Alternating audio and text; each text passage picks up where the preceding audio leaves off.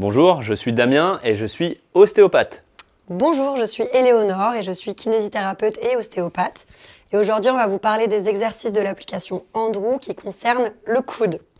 On va commencer par un exercice de mobilité globale. C'est un assemblage de deux mouvements qui font qu'on fait tout travailler dans le coude en assemblant ces deux mouvements. On va commencer du coup exactement dans la position dans laquelle est Damien, c'est-à-dire coude fléchi en arrière. On met la main bien à plat et on va ensuite faire comme si on donnait un coup de poing au ralenti. On enchaîne pour travailler la mobilité, on fait une suite de mouvements dynamiques. La deuxième partie de l'exercice, c'est l'inverse, c'est-à-dire qu'on va commencer comme ça, coude fermé, et on va ensuite faire comme si on servait un plateau. Voilà, super. En assemblant ces deux mouvements, on travaille la totalité des mobilités des articulations du coude. Donc, pour toutes les pathologies, pour toutes les douleurs de coude, ou après avoir travaillé le coude pendant votre séance, cet exercice il va être parfait pour essayer de faire durer l'effet de la séance d'ostéo. Ensuite, on va parler un peu plus spécifiquement des tendinopathies, tennis elbow, golf elbow, donc les tendinopathies des épicondyliens. On va commencer par les étirements. Allez, on va commencer par les étirements latéraux. D'accord, donc je te laisse mettre ton pouce dans les doigts, on ferme, on vient faire une rotation externe de l'avant-bras. Externe, Ouais. hop. Et passe ta main par-dessus. Hop. Voilà, pour accentuer la flexion de poignet, la rotation dans l'autre sens. Et ça va tirer ici. Alors le patient en général, il sent plus que ça tire plus bas, voire même dans le poignet. C'est pas grave, on travaille quand même les épicondyliens latéraux. Si, on le sent bien, rien. On recommence, on met le pouce. Flexion, rotation externe, on vient chercher par-dessus et on tracte. D'ailleurs, c'est une rotation interne de l'avant-bras, je crois, mais c'est pas très grave. Exactement, externe du poignet. Et ensuite, dans l'autre sens, on va chercher les épicondyliens médiaux. Donc, je te laisse faire, Damien.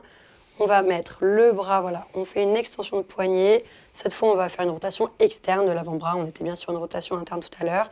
Et on va amener voilà, bien les doigts aussi en extension. Essaye de tourner encore plus tes doigts vers l'intérieur. Voilà. Ouh, oui. Voilà. Et là, pareil, ça va tirer tout ici. Tu le sens bien. Je le sens bien. Ok. En étirement, on essaye de le faire au moins 30 secondes pour que le message neuro soit bien compris par le patient. C'est surtout un message neuro qui est important. Nickel. Et ensuite, il nous reste des exercices de renforcement. Pareil, c'est surtout pour les épicondylites.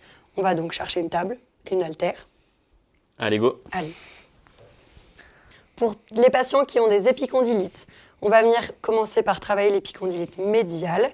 Donc, on va faire du renforcement excentrique des épicondyliens médiaux. Alors, Damien, je te laisse poser l'avant-bras contre la table. Il faut que le poignet soit libre de bouger en extension. Donc voilà, exactement en dehors de la table. On va prendre une haltère, quelque chose d'un peu lourd. Un numérus? Un numérus, c'est parfait. Allez, super. Il n'y a pas mieux. Donc là, l'objectif pour faire de l'excentrique, c'est de venir freiner le mouvement d'extension du poignet. On descend tout doucement et on ne veut pas faire de concentrique, donc c'est l'autre main qui va venir récupérer le poignet pour remonter. C'est lourd, hein? On lâche et on recommence. Cet exercice-là, il est bien pour vraiment que le patient vienne progresser dans sa rééducation. Il va falloir, au fur et à mesure qu'il augmente soit le nombre de répétitions, soit la charge de l'haltère. Donc un fémur, ça serait mieux après. Ça tire bien sur notre épicondylite médiale. Hein. On va passer à la latérale. Donc on va, pour renforcer les épicondyliens latéraux en excentrique, c'est la même histoire. On va essayer de freiner la flexion de poignet. Voilà, on positionne le poignet en extension et on freine tout doucement la flexion. L'autre main vient récupérer le poignet pour l'installer à nouveau en extension et on recommence le mouvement. Encore une fois, plus le patient va aller mieux, plus il va falloir qu'il fasse un grand nombre de répétitions ou qu'il prenne une charge lourde. Très bien. Je vais avoir des avant-bras. Tu vas avoir un avant-bras super fort hyper et un coude développé. guéri. Merci beaucoup, Éléonore. Avec plaisir.